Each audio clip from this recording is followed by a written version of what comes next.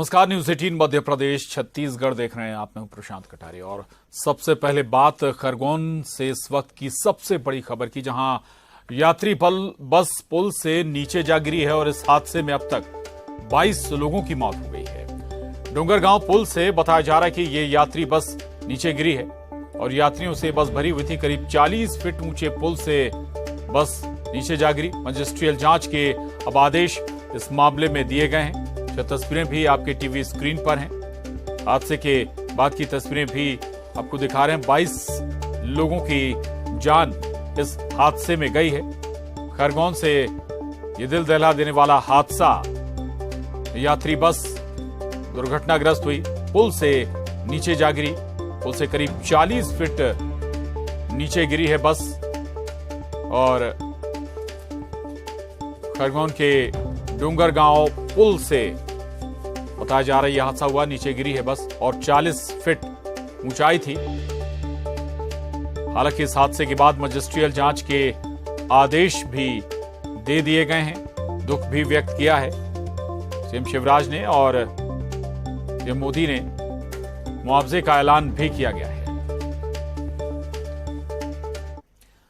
तो खरगोन हादसे में बड़ा अपडेट है। बस का इंश्योरेंस नहीं था और बस का नंबर MP 10P7755 परमिट का भी कोई रिकॉर्ड सामने नहीं आया है। बस का 2016 के बाद से इंश्योरेंस नहीं था।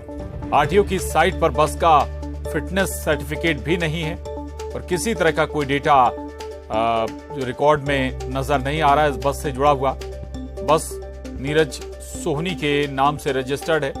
2016 से अब तक बस का परमिट भी अपडेट नहीं किया गया था। तो ये बड़ी लापरवाहियां सामने आई हैं।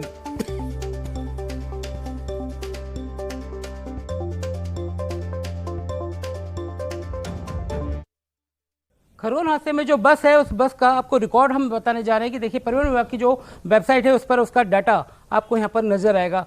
ये जो सबसे बड़ी बात है कि एक दावा किया जा रहा है कि ये संख्या से ज़्यादा इसमें यात्री नहीं बैठे थे, मगर इसकी जो स्टैंडर्ड सीटिंग कैपेसिटी है वो 35+2 है। मतलब ड्राइवर कंडक्टर को मिलाकर 35 यात्री इसमें सवार हो सकते हैं, मगर इसमें अभी 22 लोगों की मौत होना सामने आ रहा है। उसके अलावा 30 लोग घायल हैं। तो फिर ये संख्या से ज़्यादा नहीं है तो क्या है? इन आंकड़ों को परिवहन विभाग की वेबसाइट पर दिखा गया है। दूसरा सबसे बड़ा अपडेट ये है कि इसमें जो इंश्योरेंस है वो इंश्योरेंस 2016 को ही लैप्स हो चुका था। उसके बाद इसका कोई किसी तरह का इंश्योरेंस नहीं किया गया था। मतलब यात्रियों की जान जोखिम में डालकर इस बस को सड़क पर दौड़ाया जा रहा था। और ऐसी अनगिनत कितनी बसें हैं जो सड़क पर बेलगाम दौड़ रही हैं, जिनमें यात्री सफर कर रहे हैं, उनका कोई किसी तरह का बीमा नहीं है, या ना ही ड्राइवर कंडक्टर सुरक्षित हो कह सकते हैं। इसका परमिट भी नील है। इसका डाटा रिकॉर्ड एक बिल्कुल किसी तरह का नहीं है। जीरो डाटा रिकॉर्ड यहाँ पर फाउंड हो रहा है। तो ये जो बस है MP 04, इस पूरी बस का अगर आंकड़ा, इसका डाटा लिया जाए तो नीरज सोहानी के नाम पर ये बस रजिस्टर्ड बताई जा रही है।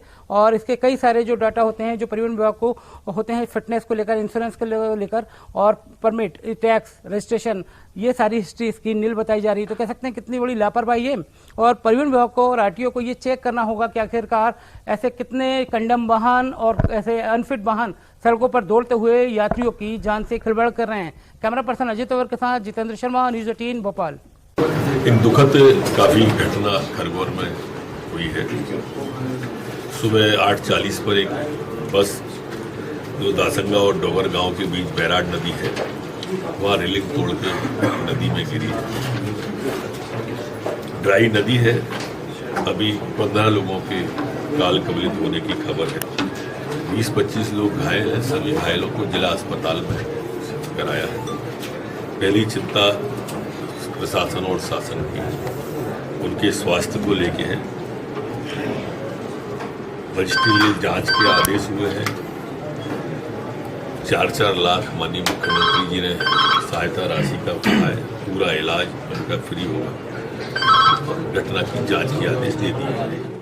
और आपको बता दें, JP नड्डा, बीजेपी राष्ट्रीय अध्यक्ष JP नड्डा ने भी मध्य प्रदेश के खरगोन में इस बस दुर्घटना पर दुख व्यक्त किया है। उन्होंने लिखा है, कई लोगों के हताहत होने का समाचार मिला है, अत्यंत दुखद है। स्थानीय प्रशासन तत्परता से राहत और बचाव कार्य में लगा हुआ है। मैं शोकाकुल परिजनों के प्रति संवेदना व्यक्त करता हूं।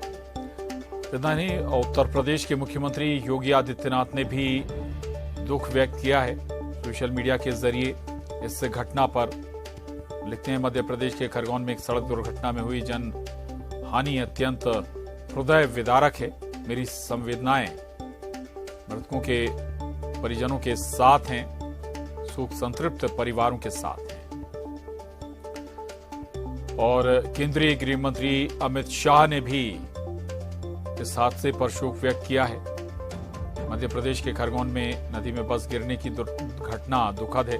लिखते हैं, गृह मंत्री, स्थानीय प्रशासन द्वारा घायलों को हर संभव मदद पहुंचाई जा रही है। हादसे में जान गंवाने वाले लोगों के परिवार के प्रति गहरी संवेदना व्यक्त गृह मंत्री अमित शाह ने की है। और मुख्यमंत्री शिवराज सिंह चौहान ने भी इस दुखद घटना पर संवेदना व्यक्त की है। उन्होंने लिखा है, खरगोन जिले के डोंगरगांव और दंसगा के बीच हुई बस दुर्घटना में लोगों के असामयिक निधन पर शोक व्यक्त किया और ईश्वर से दिवंगत आत्माओं की शांति और घायलों की ये संवेदनाएं व्यक्त की। प्रधानमंत्री नरेंद्र मोदी ने भी इस खरगोन में हुए दुखद हादसे पर दुख व्यक्त किया है। उन्होंने लिखा, इनमें जिन लोगों ने अपने प्रियजनों को खोया है उनके प्रति मेरी शोक संवेदनाएं। मैं घायलों के शीघ्र स्वस्थ होने की कामना करता हूं। तो प्रधानमंत्री नरेंद्र मोदी ने भी इस बेहद ही दुखद हादसे पर शोक संवेदनाएं व्यक्त की हैं सोशल मीडिया के जरिए। उन्होंने लिखा है, मैं मौके पर हर संभव मदद में प्रशासन जुटा हुआ है।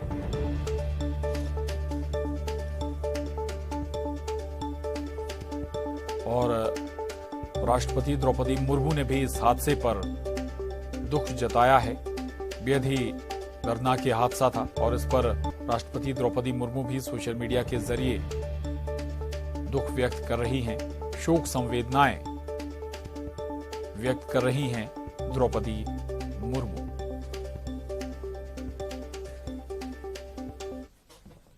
खरगोन में एक बस हादसा पेश आया है। अभी की जानकारी के अनुसार 16 लोगों की मौत हुई है, लगभग 34 लोग घायल हैं। हमारे साथ खरगोन के प्रभारी मंत्री मौजूद हैं, कमल पटेल जी। सर, क्या स्थिति है, अब तक क्या जानकारी ली? मैंने कलेक्टर से चर्चा की है, सीएमएचओ चर्चा की है, प्रशासन तत्काल मौके पर पहुंचा। बहुत दुखद घटना है। इसमें अभी तक 20 लोगों की मृत्यु हो चुकी है, जिसमें 5 बच्चे और महिला और पुरुष है। 5 बच्चे, 9 महिलाएं और 6 पुरुष हैं। जिला अस्पताल में बाकी लोगों का इलाज चल रहा है, 30 लोगों का, और 3 लोगों को वहीं डोंगरगढ़ में भर्ती किया। उनकी छुट्टी हो जाएगी, सामान्य चोटें। और जिनको ज्यादा सीरियस है उनको मैंने कहा है कि उनको तत्काल इंदौर रेफर किया जाए, लेकिन जिला अस्पताल में सारी व्यवस्था है, ठीक करेंगे। हमारी पहली प्राथमिकता की जो घायल हुए हैं उनको ठीक करें। माननीय मुख्यमंत्री जी से मेरी चर्चा हुई है। तो ये तस्वीरें, 2 तस्वीरें हादसे के बाद की। 22 लोगों की जान इस हादसे में गई है। हालांकि ये भी बताया जा रहा है कि एक तो ओवरलोड ये बस थी, दूसरा ये कि ना तो इसका 2016 के बाद इंश्योरेंस बस का किया गया, ना ही फिटनेस परमिट इसके पास था, रनिंग परमिट भी इसके पास नहीं था। ये तमाम लापरवाहियां परिवहन विभाग की यहां पर सामने आ रही हैं। ऐसे बसों पर समय रहते एक्शन की जरूरत भी है, नहीं तो फिर हादसे पेश आते हैं। हादसे के बाद की तस्वीरें आपको दिखा रहे हैं। सड़कों पर दौड़ने वाली बसें अक्सर लोगों के जीवन के साथ खिलवाड़ कर रही हैं।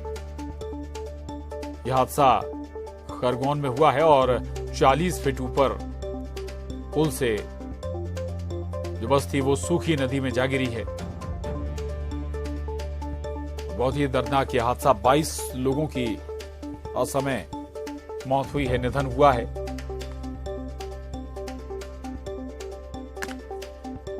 हालांकि राज्य और केंद्र ने मुआवजे का ऐलान भी जो मृतक हैं उनके लिए किया है। 40 फीट ऊंचे पुल से ये तस्वीरें देखिए आप। बस पुल की जो रेलिंग थी उसे तोड़ते हुए सूखी नदी में जा गिरी। नदी में बिल्कुल भी पानी नहीं था। न्यूज़ 18 संवाददाता शैलेंद्र भदौरिया हमारे साथ जुड़ गए हैं इस खबर पर। शैलेंद्र, क्या और अपडेट है, क्या और जानकारी इस हादसे से जुड़ी हुई? देखिए, अभी तक जो जानकारी है उसके अनुसार इस पूरे हादसे में 22 लोगों की जान गई है और लगभग 30 लोग जो हैं वो घायल हैं, जिन्हें खरगोन के जिला अस्पताल में भर्ती कराया गया है। इसके साथ ही जो घायल हैं उनका लगातार इलाज किया जा रहा है। तमाम जो निर्देश हैं वो न केवल स्थानीय स्तर पर बल्कि यहाँ से सीएम की तरफ से भी दिए गए हैं। और जिस तरीके से घटनाक्रम पेश आया है उसके बाद मध्य प्रदेश के मुख्यमंत्री शिवराज सिंह चौहान ने इस घटना पर दुख जताया। इसके साथ ही प्रधानमंत्री नरेंद्र मोदी और देश की महामहिम राष्ट्रपति द्रौपदी मुर्मू की तरफ से भी इस घटनाक्रम पर शोक व्यक्त किया गया है। अभी मध्य प्रदेश सरकार की तरफ से इस पर जो मृतक लोग हैं उनको 4-4 लाख रुपए की आर्थिक सहायता का ऐलान किया गया है। उसके साथ ही जो घायल हैं उनको 50-50 हजार रुपए की आर्थिक सहायता देने का ऐलान किया गया है। वहीं अगर केंद्र सरकार की तरफ से बात करते हैं तो पीएम रिलीफ फंड से मृतकों के परिवार को 2-2 लाख रुपए और घायलों को 50-50 हजार रुपए देने का ऐलान किया गया है जी। अब जिस तरीके से कैबिनेट की बैठक आयोजित की गई उसमें सबसे पहले जो मृतक हैं उनको शोक संवेदनाएं, उनके परिवार के प्रति शोक संवेदनाएं मध्य प्रदेश सरकार के सभी मंत्रियों ने दी हैं। प्रभारी मंत्री कमल पटेल अब से कुछ देर बाद खरगोन की तरफ रवाना होंगे। यहाँ जो घायलों का इलाज चल रहा है उन घायलों से मुलाकात करके उनका हालचाल जानेंगे। इसके साथ ही जो 22 लोग जिनकी इस दुर्घटना में मृत्यु हुई है उनके परिवार के बीच जाकर भी ढांढस बंधाने का काम करेंगे। और जो घायल है अभी उनका इलाज चल रहा है। इस पूरे घटनाक्रम के मजिस्ट्रियल जांच के आदेश भी प्रशांत दिए गए हैं कि अब इस पूरे घटनाक्रम का जांच किया जाएगा और उसमें पता किया जाएगा कि आखिर गलती किसकी रही है। हालांकि प्राइमरी जो गलती सामने आ रही है, चाहे स्थानीय पुलिस के अधिकारियों की बात हो या फिर जो स्थानीय लोग वहां मौजूद थे, उन सबका यही मानना है कि प्रारंभिक गलती जो है वो ड्राइवर की रही है और जिसके चलते ये हादसा पेश आया। ये पूरा हादसा जहां पेश आया, ये ब्रिज पर ये बस जो है वो निकल रही थी और बताया जा रहा है कि काफी तेज गति में ये बस थी और उसी दौरान जो है उसका ड्राइवर का नियंत्रण स्टीयरिंग से खोया और बस जो है लेफ्ट से राइट की तरफ आई और रेलिंग को तोड़ते हुए लगभग 40 फुट जो ऊंचा पुल था उससे नीचे ये एक नदी है उसमें गिरी। इस नदी में अभी किसी तरह का कोई पानी नहीं था और यही कारण है कि जो चट्टानें थी उस पर ये बस गिरी और उसके बाद 15 लोगों की स्पॉट पर ही डेथ हो गई थी। एक व्यक्ति की फिर इलाज के दौरान मौत हुई और धीरे धीरे ये मौत का आंकड़ा जो है वो बढ़कर अब 22 हो गया है। लेकिन इस बस हादसे के बाद एक बार फिर ये सवाल खड़े हो गए हैं प्रशांत के, आखिर जब हादसे होते हैं तब तमाम तरह की जांच की बात कही जाती है। जो अभियान है जो विभाग के द्वारा चलाया जा रहा है उनमें तेजी लाने की बात होती है, लेकिन हादसे जब हो जाते हैं उसके कुछ दिन तक ये मुहिम नजर आती है, लेकिन जैसे ही कुछ समय बीतता है ये मुहिम ठंडी पड़ जाती है और फिर इसी तरह का एक हादसा पेश आ जाता है। जी प्रशांत। बिल्कुल बिल्कुल शैलेंद्र, बहुत विस्तार से आपने बताया और प्राथमिक तौर पर जरूर ड्राइवर की गलती शैलेंद्र हो सकती है, लेकिन कहा तो ये जा रहा है कि बहुत सारी लैप्स थे इस बस के रूट पर चलने को लेकर। ना तो इसका इंश्योरेंस 2016 के बाद शैलेंद्र अपडेट हुआ था, रनिंग परमिट भी इस बस के पास नहीं था, तो ये भारी लापरवाही परिवहन विभाग डिपार्टमेंट की भी हम कहें शैलेंद्र। बिल्कुल, निश्चित तौर पर भले ही प्रारंभिक गलती आप ड्राइवर की मान सकते हैं, लेकिन उतनी ही गलती इस बस के संचालक की है जिसकी ये बस है और उससे अधिक गलती जो है परिवहन विभाग की है, क्योंकि यदि कोई व्यक्ति नियमों का पालन नहीं कर रहा है तो परिवहन विभाग की जिम्मेदारी होती है कि उन नियमों को पालन कराया जाए। लेकिन इस मामले में जिस तरीके से देखने में आया कि न तो बस के पास परमिट था और न ही उसका इंश्योरेंस था।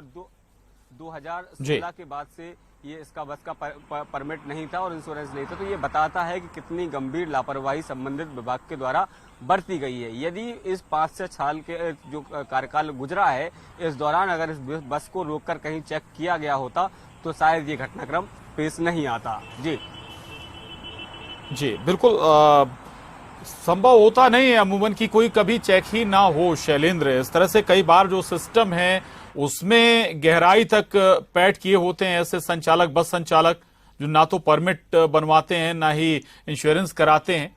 ये जरूर हो सकता है कि मिली भगत इसके पीछे भी एक बड़ी वजह हो सकती है। इस तरह से अगर बस का संचालन हो रहा है तो देखिए बिल्कुल निश्चित तौर पर जितना लंबा समय बीत गया, यानी 16 से 23 तक अगर हम आ गए और लगभग 7 से 8 साल का समय बीत गया और इस दौरान इस बस की एक बार भी फिटनेस चेक नहीं की गई, एक बार भी इसका इंश्योरेंस चेक नहीं किया गया, एक बार भी इसका परमिट चेक नहीं किया गया, तो ये गंभीर लापरवाही जो है वो परिवहन विभाग की है। और यदि उनको पता था उसके बाद भी ये बस रोक रहा हूँ आपको, लौटूंगा शैलेंद्र, रहिएगा। लापरवाही गृह मंत्री नरोत्तम मिश्रा इस और इस खालवा में भी 50 हल्के सम्मिलित किए गए हैं और 11 पद इसके लिए भी खालवा के लिए खंडवा में स्वीकृत किए गए हैं। वेब GIS योजना लागू करने की भी मध्य प्रदेश की कैबिनेट के द्वारा सहमति दी गई है और इसमें वित्तीय प्रस्ताव राशि 129.32 GST के अतिरिक्त का व्यय किए जाने की स्वीकृति कैबिनेट के द्वारा आज दी गई है। आज मध्य प्रदेश की कैबिनेट के द्वारा जो एक विषय और पारित किया है वो रीवा की हवाई पट्टी के लिए है। उसे अब MOU भारतीय विमानपत्तन से करने का कैबिनेट ने तय किया है। इसी तरह से छतरपुर के लवकुश नगर की जो परिसंपत्ति, हमारा जो लोक परिसंपत्ति विभाग है, उसने वो जगह जल संसाधन विभाग की खसरा क्रमांक 648/1 इसको 8 करोड़ 15 लाख में दिया है। 100% राशि जमा कराने के बाद कलेक्टर इसकी रजिस्ट्री कर सकें। और जो सबसे महत्वपूर्ण विषय है उसके लिए मेरे साथ के 2 मंत्री मेरे साथ में हैं और दोनों मंत्रियों से मैं प्रार्थना करूंगा कि जो आज की कैबिनेट का सबसे महत्वपूर्ण विषय है उसके बारे में विस्तार से आप सबको जानकारी दें।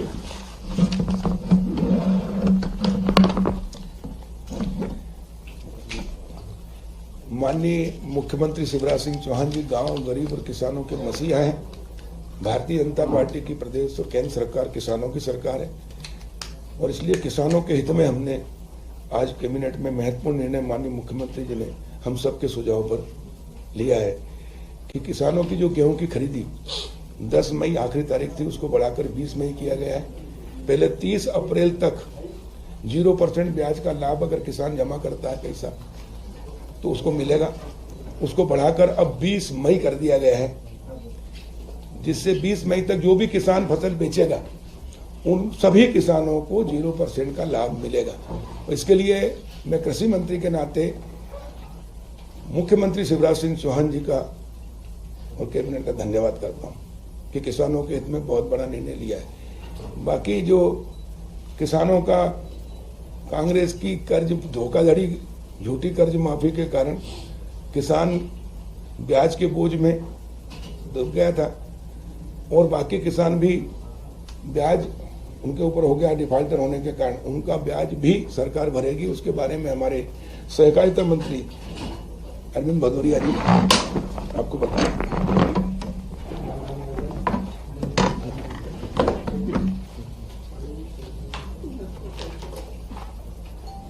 पूर्व सरकार 2018 में जो कमलनाथ जी उस समय मुख्यमंत्री थे, किसानों को झूठे कर्जे माफी की घोषणा की थी और पैक्स सोसाइटियों के माध्यम से एक उन्होंने घोषणा की, आदेश जारी किया कि किसानों के कर्जे माफ हो गए।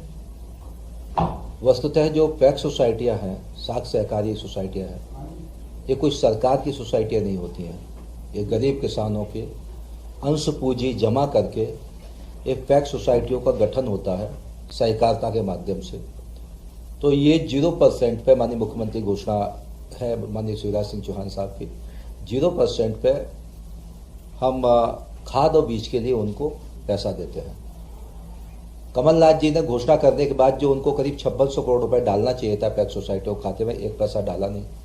उसके कारण सभी किसान डिफॉल्टर हो गए, किसानों को लगा माफ हो गया, सरकार ने पैसा नहीं दिया। कमलनाथ जी ने, हमारे संवेदनशील मुख्यमंत्री माननीय शिवराज सिंह चौहान साहब ने ऐसे सभी डिफॉल्टर किसान जो कर्जा माफी के कारण डिफॉल्टर हो गए थे, ऐसे 31 मार्च 2023 की स्थिति पर अल्पकालीन फसल ऋण एवं प्राकृतिक आपदा के कारण मध्यकालीन परिवर्तित ऋण मूलधन एवं ब्याज को मिलाकर रुपए 2 लाख तक का ऋण बकाया है, उनके सभी के ब्याज माफ किए जाएंगे।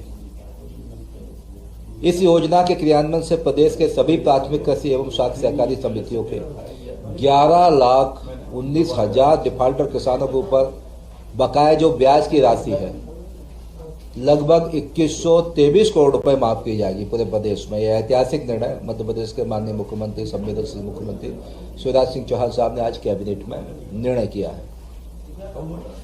इस पूरे ब्याज की जो राशि है मध्य प्रदेश सरकार उसको वहन करेगी। सभी किसानों से हम आवेदन लेंगे पैक्स सोसाइटियों के माध्यम से, जो किसान डिफाल्टर हुए हैं उन सब किसानों से आवेदन लेके, और अकेला उस समय के कर्जे माफी के कारण ये हुए डिफाल्टर, वो उसके अलावा भी 6.5 लाख किसान जो जनरल डिफाल्टर हुए उनको भी इसमें जोड़ा है, उनके आवेदन लेंगे। सभी किसानों का जो ब्याज है वो माफ करेंगे। ऐसे एक बड़ा निर्णय, ऐतिहासिक निर्णय माननीय मुख्यमंत्री महोदय के अध्यक्षता में कैबिनेट में हुआ है। संख्या 11 लाख प्लस 6 लाख हो जाएगी। नहीं, टोटल मिला के 11,19,000 टोटल मिला के। Thank you. यहाँ ये कहना भी प्रासंगिक है कि ये वो ब्याज हम भर रहे हैं जो झूठनाथ जी ने जनता से झूठ बोलकर 10 दिन में 2 लाख का कहा था। इस बात से ये पुष्टि होती है कि एक का भी 2 लाख का नहीं हुआ, जो माननीय मंत्री सहकारिता और कृषि मंत्री ने बताया कि वो 2 लाख का ब्याज हम भर रहे हैं जिसमें वो डिफॉल्टर हो गए। किस तरह से झूठनाथ ने झूठ बोल करके इस प्रदेश के किसान को, और अब नई तैयारी कर रहे हैं आज महिलाओं से झूठ बोलने की। ये दोनों बातें, बहुत धन्यवाद, बहुत कृपा। अच्छा, कोई किसान सम्मेलन वगैरह भी कुछ करने के बारे में आज तो इतना ही, फिर आज करेंगे।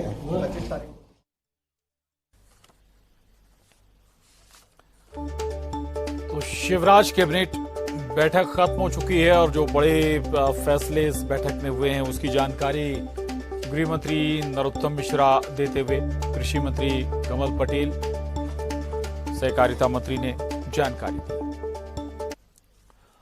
और इसके साथ ही बुलेटिन में बस इतना ही। खबरों का सिलसिला लगातार जारी है।